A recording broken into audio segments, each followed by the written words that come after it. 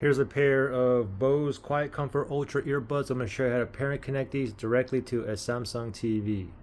So the first thing we're going to do is go ahead and put this into pairing mode, okay? So if you have a little button back here, what you want to do is just open up the case, and to know that's in pairing mode, there's going to be a blue blinking light here, okay? So you have that button here.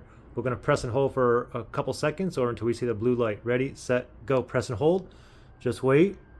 Okay, now there's a blue light blinking. It's in pairing mode. Now we have to go to our TV here. You can press on the home button, and then you just want to go to the settings on your Samsung TV. Okay, so for this model here, I'm going to move all the way over to the left where the three horizontal lines are. So I'm going to go left. Now it turns into a gear icon, the settings icon right there, settings. Click on OK. Then from here I'm going to go down one to sound, and then I'm going to move over to the right. And sound output is currently coming out of my TV speaker, but we want it to come out of these earbuds, okay? So I'm going to click on sound output right there. I'm going to go down to Bluetooth speaker list. And now you can see all the devices I already have paired there, but if I go all the way, it's searching too, so I go all the way to the bottom, it's searching for everything that's in pairing mode, and this is still in pairing mode, it's blinking blue. So let me see if it found it.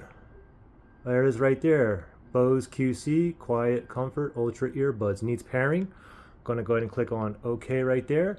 Pair and connect. Click on OK. It's still blinking blue here. It'll go off as soon as it's connected.